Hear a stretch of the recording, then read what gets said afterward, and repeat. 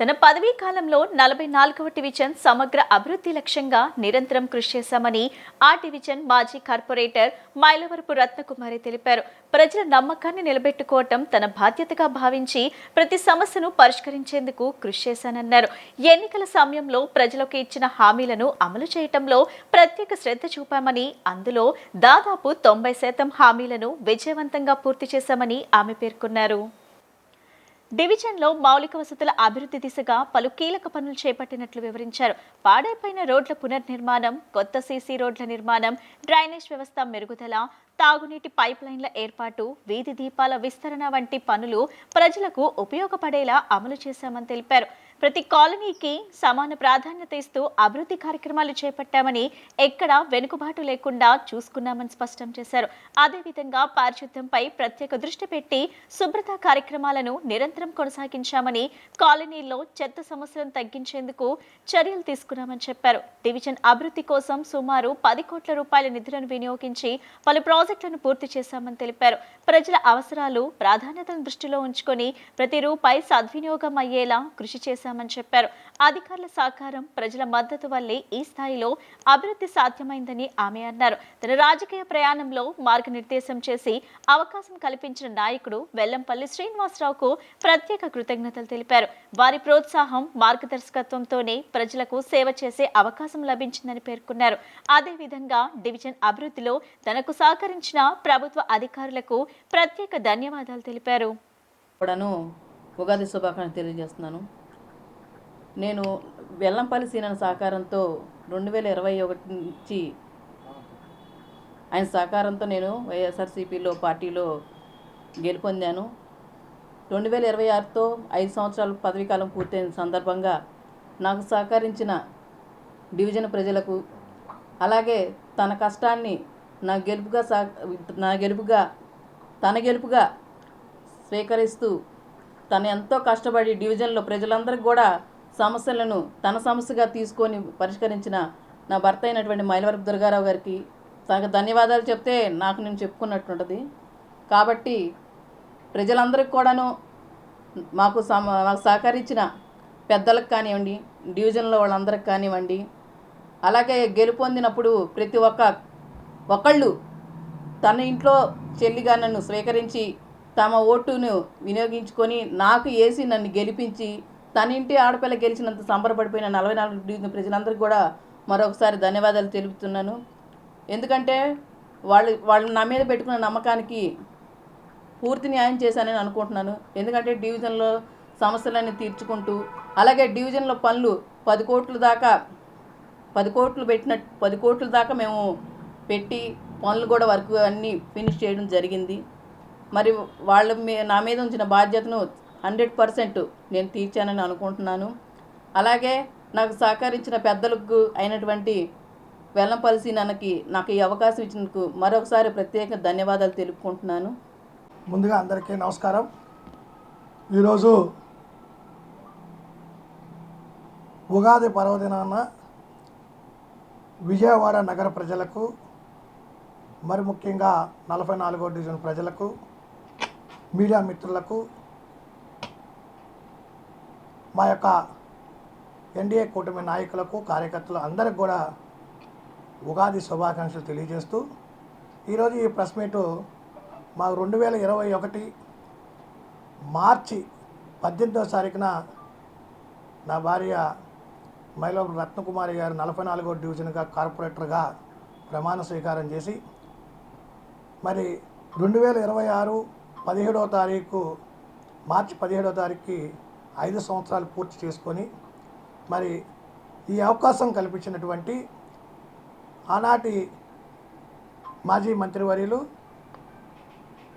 ప్రస్తుత వైఎస్ఆర్సీపీ ఇన్ఛార్జి వెల్లంపల్లి శ్రీనివాస్ గారికి ప్రత్యేకమైనటువంటి ధన్యవాదాలు తెలియజేస్తున్నాం. అలాగే మాకు ఏదైతే నమ్మకంతో సీట్ ఇచ్చిన తర్వాత మా 44వ డివిజన్లో ఉన్నటువంటి పెద్దలు చాలామంది సొంత కుటుంబ సభ్యుల్లాగా నాకు దాదాపు అన్ని కులమతాలకు అతీతంగా అన్ని కులాల్లో వారు కూడా సొంత ఇంటి కుటుంబ సభ్యుల్లాగా మాకు పనిచేసి మమ్మల్ని 5 సంవత్సరాలు కూడా ఆదర అభిమానులు అందించి చక్కగా చూసుకున్నటువంటి 44వ డివిజన్ ప్రజలకు ఎప్పటికీ రుణపడి ఉంటానని చెప్పి ఈ సందర్భంగా తెలియజేస్తున్నాను. ఏదైతే మాకు 44వ డివిజన్ ప్రజలు నా భార్యను గెలిపించారో ఆ యొక్క నమ్మకాన్ని ఒమ్ము చేయకుండా 44వ డివిజన్లో దాదాపు 9 నుండి 10 కోట్ల రూపాయల వ్యయంతో అనేకమైనటువంటి డెవలప్మెంట్ కార్యక్రమాలు చేయడం జరిగింది.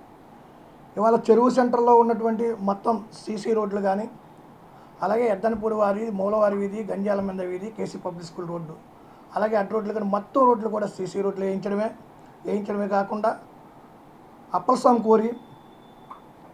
కోరిలో కూడా సీసీ రోడ్లు వేయించడం, అలాగే 4 స్తంభాల సెంటర్లో నాగేంద్ర స్వామి కొండ కానీ, ఆర్సీఎం చర్చి కొండ కానీ, నాగేంద్ర స్వామి గుడి పైన కొండపైన కానీ అనేకమైనటువంటి మెట్ల మార్గాలు లేని చాలామంది పెద్దవాళ్ళు ఇబ్బంది పడుతుంటే ఆ మెట్ల మార్గాలు దాదాపు ఒక 8 ఏరియాల్లో కూడా మెట్ల మార్గాలు వేయించడం, డ్రైనేజీలు పాడైపోతే డ్రైనేజీలు పూర్తి చేయడం, మరి అనేకమైనటువంటి డెవలప్మెంట్ విషయాల్లో కూడా మేము ముందున్నాము.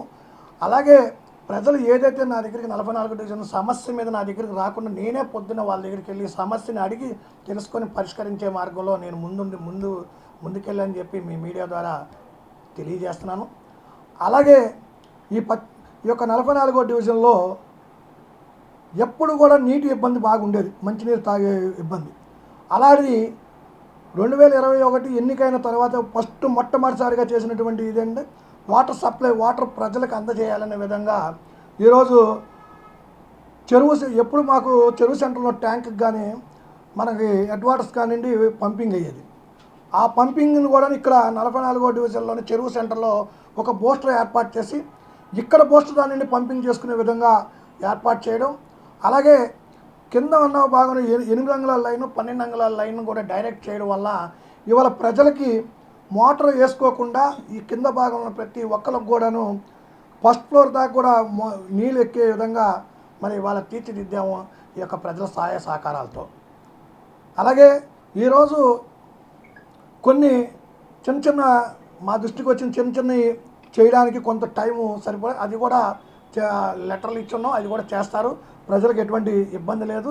అలాగే 44వ డివిజన్లోని మరి ముఖ్యంగా చెప్పాలంటే వాటర్ ట్యాంకు దాదాపు మేము ఎక్కిన కాండి కూడా ప్రతిసారి కూడా చెప్పడం జరిగింది, కింద బాటం మొత్తం పోయి తుప్పు వాటర్ లాగా రావడం ప్రజలకి ఇబ్బందికరంగా ఉందని చెప్పి అధికారుల దృష్టికి అనేక మార్లు తెలియజేయడం జరిగింది.